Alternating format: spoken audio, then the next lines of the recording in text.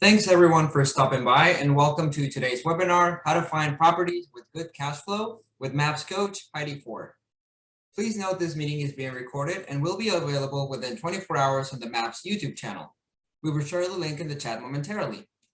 Currently everyone's on mute. However, we do value group participation. So we ask that if you have any questions for your coach, please type them into the chat box.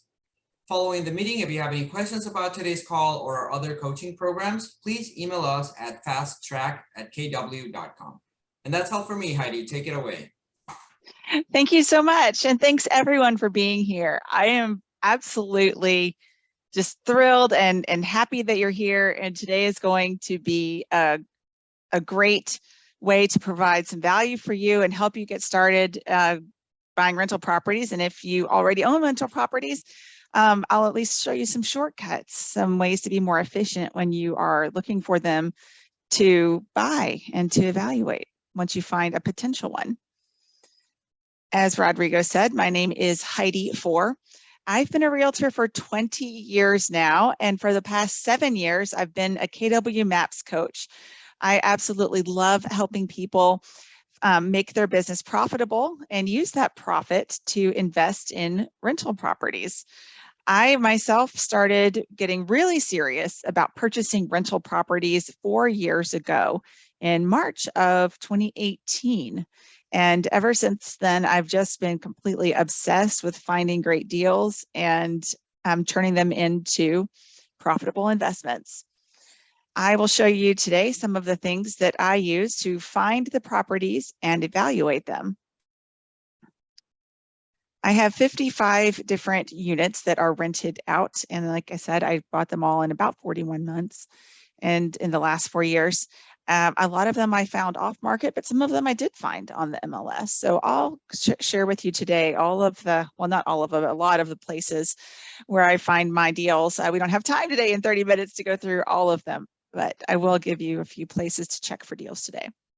Before you take action on anything in this class or any of my classes, it's always a great idea to talk to an attorney, talk to your accountant about how this would affect your taxes, talk to your financial planner about how this affects your retirement, and talk to a realtor before buying something in a market that you don't know much about. Here's what we're going to go over today. Today we'll talk about some tools, systems, and people. If you are a Keller Williams realtor, you might know those things as leverage. It's one of the things that we teach at Keller Williams Realty, leverage. Leverage to us means ways to save time and be more efficient and get what you want faster. So it's the 3 types of leverage we're going to talk about today are tools to help you save time, like apps and websites, and systems to help you be more organized and efficient. And system, the way that we're using here today, is a checklist, a series of events that occurs repeatedly for efficiency, and people that can help you find potential properties, people that can help you be more efficient and get to your goals faster. Today is just a sample of a much larger course. It's a 30-minute sample of an 8-hour course, actually. So we're just kind of water skiing the surface of these subjects today. For you to really learn a lot more about all of these things, I encourage you to please go to our website at fundyourbiglife.com and get more information on the 8-hour course. So let's jump in and talk about tools. Tools to help you find properties. There are apps and websites, as I've said, you can get to from your phone or from your laptop or from your iPad that can help you find properties. Some of them will tell you the monthly payment or the projected monthly payment. And for other sites and apps you go to, you're going to need to go to a separate website to help you calculate the monthly payment. And I'll show you what those are today. I'll also show you a couple apps today that you can input the data about a property and it will tell you the cash on cash return, the cash flow per month, and other metrics that might be your criteria, that might be a yes or no, red light, green light on whether or not you proceed with the purchase of it. So we'll start by talking about some apps and websites. You could use, obviously, you could search through your KW Realtor and their website. You could use Zillow, you could use Realtor.com, you could use any website to find the properties that are on the market on the MLS and save your searches. But there are also some lesser known websites that are helpful for you to check periodically to see if you can find some deals there. Your county probably has foreclosures listed on their website where they're going to be auctioned off, maybe at the county courthouse, or maybe they have an online auction. Check it out for your county or surrounding counties. There are also in-person auction companies. Some people, when they're selling their house or it's an estate or they're helping someone else sell a house, some people choose to do an auction through an auctioneer instead of putting it on the MLS or instead of for sale by owner. There are also online auction companies. I've bought several homes this way. One of them is Xome, X-O-M-E. I've bought a house through them. I've bought a house from auction.com.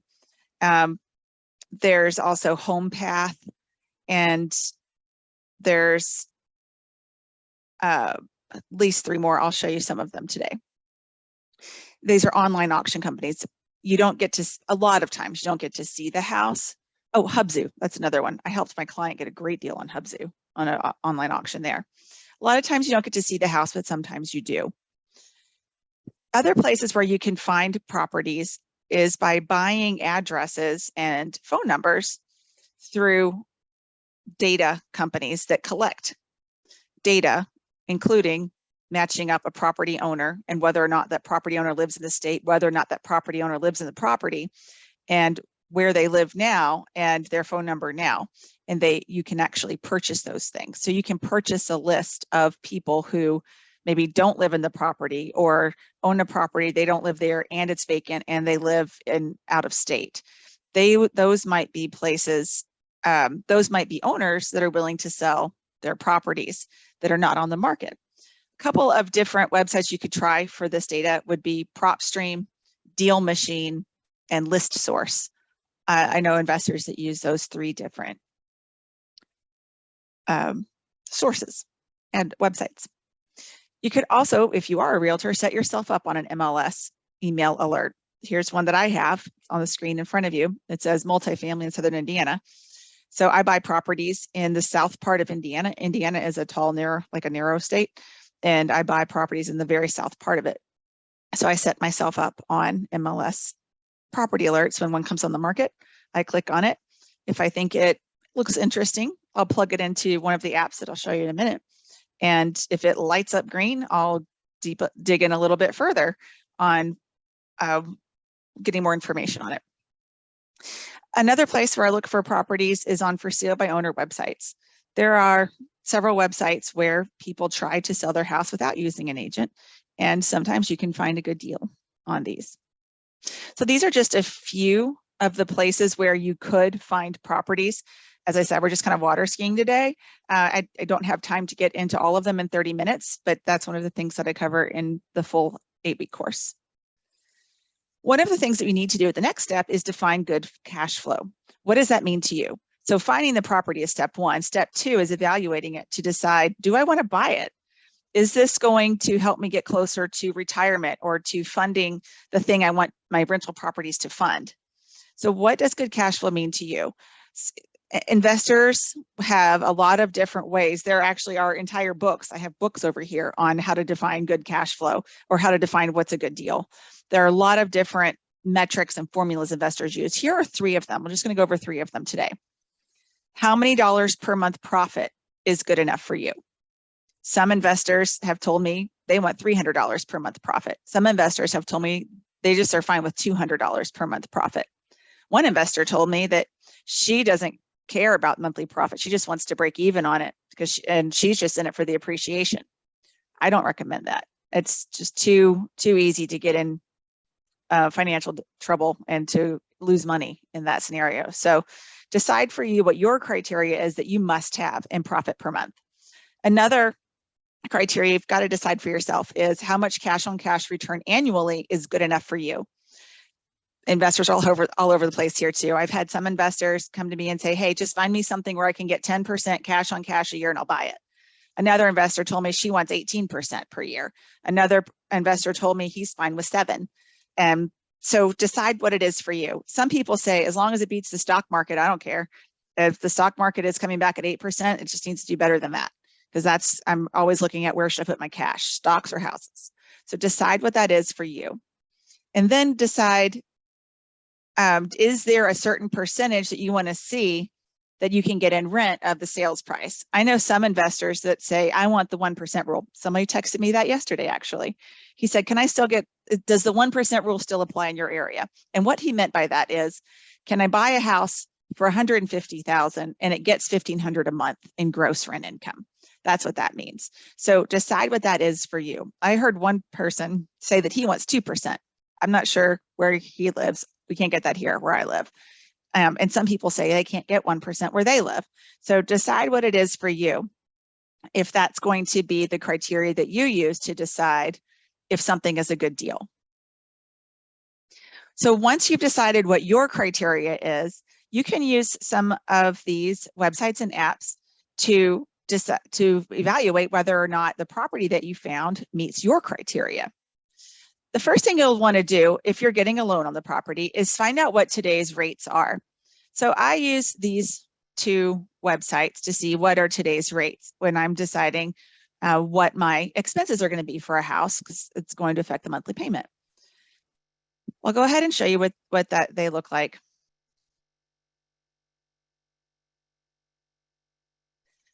So this one is bankrate.com, and it tells you the 30-year mortgage rates. It also gives you 15-year mortgage rates. And under more filters, this is where you select that it's going to be a rental property, because that changes things. You can also choose whether or not you want to pay discount points to buy the rate down cheaper. Sometimes it makes sense to buy the rate down, and sometimes it doesn't. So I just can select all if you want to see all of them. Then it tells you what the rate is, what the upfront costs are, what your monthly payment would be. And so this is more of a national one, and you can put in your zip code and it can get a little bit more local. But even better than that would be if you have a local bank or credit union that actually will quote rates daily and put it on their website. Here's one in my area, Ellen and Federal Credit Union. They actually post their current rates every day for this area. And they have all the different loan programs on here. So I would suggest finding that for your area. And if you can't find a local one for your area, just use Bankrate and put in your zip code, and make sure if it's a rental property, you're putting in under more filters that it's a rental property. Okay. So the other thing I wanted to show you is once you've got that, and then you've put in you've got what the rate is. The next thing I want to do is go into an app or a spreadsheet that will tell you, when you put in all the expenses, what your rate of return is going to be on it. So one thing you could do is make a spreadsheet. Here's a spreadsheet that I made. And like I put in here what the interest rate is and what I think my closing costs would be. I just use 3% of the sales price for closing costs. And by looking at the pictures, I try to figure out what are the immediate repairs needed. Like if it needs a new roof, if it needs waterproofing, if it needs mold remediation, what is it going to need? And then I try to guess what that's going to be. And I put that in as my upfront cost. And then I put in the principal and interest on the mortgage. Again, I get that from that Bankrate website. Because they have a calculator. Once you put in what the interest rate is, it tells you what the monthly principal and interest is. For insurance, I usually do about like 1% of the sales price, and then I divide it by 12 to get the monthly payment. For property taxes, that depends on area. So one of the cities where I was looking in Florida was like 1.4% was property taxes, but where I buy in Indiana is 2%, in Kentucky it's 1%. So you really need to ask a realtor wherever you're looking what the property taxes are for investors. Maybe sometimes it's different if it's a primary resident or if it's a rental property. So that's what I plug in as property taxes.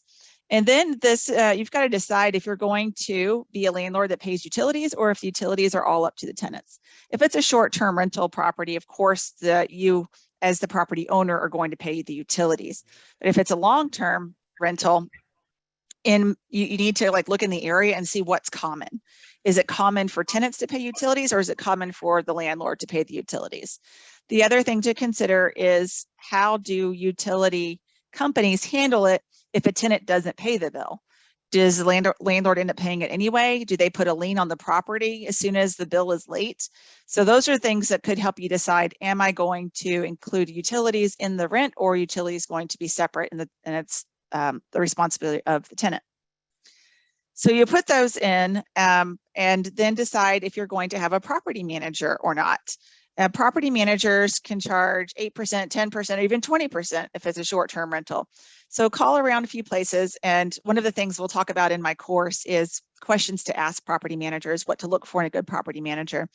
And actually next week, I'm doing a free webinar on Tuesday on managing the properties yourself. So if you haven't signed up for that, please do that. I'll be happy to help tell you some tips on managing your own properties if you want to save that expense monthly. So then at the bottom of your spreadsheet that you might make for yourself, you can have what the net cash flow is after expenses and decide if that's good enough for you and if that's a good cash on cash return. I know some of you like spreadsheets, so if you want to make one, these are some things you could put in it. If you say, I just want an app that tells me all that stuff, cool. Let me show you a couple apps that will do it. Here is one app. It's called Ballpark Deal. It's super easy. So this is a screenshot of an example property. So I put in the price of this as $120,000, and I did a 25% down payment because you usually get a better rate that way. If you do 20%, sometimes the interest rate's just a little bit higher. So I put in the interest rate at 6%. I put in the closing cost again at like 3% of the sales price, maybe $15,000 to fix it up, put in some new flooring, painting, new lights, maybe paint the cabinets, maybe new front door. Those are all, you could do all of that for about $15,000. So then I put in some example scenarios here of what rental income might be. So I chose the 1% rule over here at $1,200 a month, and over here I put $1,250 a month because you can, well, where I buy property, you can buy a 3-bedroom house, a nice house for $120,000 that'll rent for $1,250 a month. And then I played around with the utilities. And as you can see, whether or not utilities are all paid by landlord, or maybe just one of the things is paid by the landlord, and if there's a property management company or not, makes a difference between whether or not this $120,000 house is or isn't a good deal. So if you just look at a house and you say, oh, here's a $120,000 house, it's about 20 years old, looks like it's in good shape, that'd be a good rental. Maybe, maybe not. But that's where these apps can really help, because this is where you've got to decide, what could I get for it after I fix it up in rent, and then to make the decision on who's going to pay the utilities, and am I going to have a property manager? And those things, whether or not you say yes or no to those things, either make it turn red or make it turn green. Does it cash flow? And if so, how much? And it doesn't meet your criteria. So if you say my criteria is I have to have 7% cash on cash return, and I have to get $300 per month in profit, then this isn't going to be a good buy for you. You're probably going to pass on this one, and that's okay. There's another investor out there somewhere that says, oh, I'd be thrilled to get $200 per month in profit. I'd be happy to manage it myself, and I'm totally cool if I can get about 6% cash on cash return. So that's where we've just got to decide for ourselves, what are you okay with? And then only buy properties that meet that criteria for you. So once something you've found some a property that you're like, okay, this looks pretty good. Yeah, I want more information on this. That's where you'll go probably get the seller disclosures, get the full MLS report on it. You'll probably dig into public records to see the history, maybe dig into realtor.com or NAR RPR history just to see what's going on with this property, see if it's priced right. And then you might run it through an app called DealCheck. DealCheck is a much more detailed app, and it gives you these amazing reports. So this is from an actual property that I analyzed for someone recently, like in the last week. And the asking price was $240. We were looking at, like, if it was financed at 75%, 25% down, and financing 75%, and what the purchase costs would be, what the rehab costs are, and putting in all of the details that are known about this property. And we got this like multi-page document that came back from DealCheck of all of these financial key performance indicators. So if you love getting into numbers and running numbers, looking reports, highly recommend checking out DealCheck. So those are a couple of the apps and websites that I use to find and analyze properties. Here are some systems being ways to be efficient, ways to make sure that balls don't get dropped, checklists. I have a Google Calendar, which I absolutely love. And every Saturday, I have a recurring appointment on my Google Calendar that says, click here to look for properties. I'll show you what that looks like in a minute. And it has links in the description of that calendar item to all of the sites where I look for properties. So it's just a way to be efficient, and I don't have to remember where do I go to look for properties every week. It just comes up on my Google Calendar. It also can send you an email that says, like, click here. Google Calendar is great for that. You can also schedule recurring networking events that occur in your town, whether it's a local real estate investor association, or if it's more of an informal meetup. Find out how often they meet and put those as recurring items on your calendar, and make sure you go to those. I go to like 4 networking events a month where I go and meet other investors. I tell them what I'm looking for. I ask them who they know that might have something. And that's where I have found a ton of my properties. You can also schedule time to drive around areas where you might want to buy. One of my investor friends calls it driving for dollars. And he just drives up and down streets looking for houses that need some help, that somebody might not want to put the time and energy into repairing and might want to just get rid of it.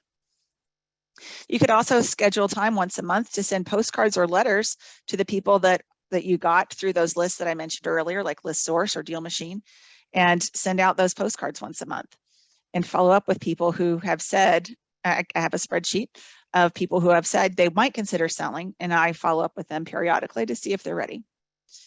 It's good to have a checklist that you use every time that you evaluate a property and not deviate from your checklist. And it's good to decide on your criteria that you must have and wait to find a property that meets your criteria and not settle.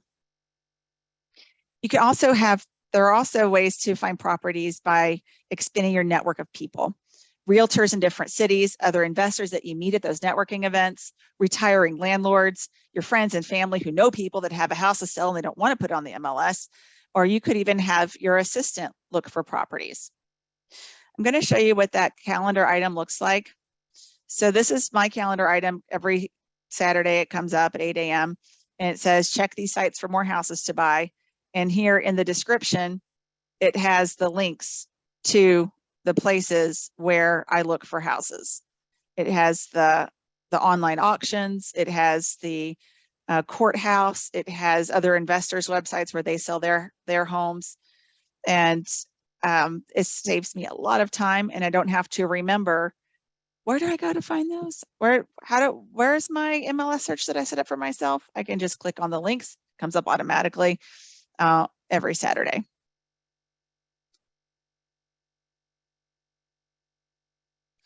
And this is what that report looks like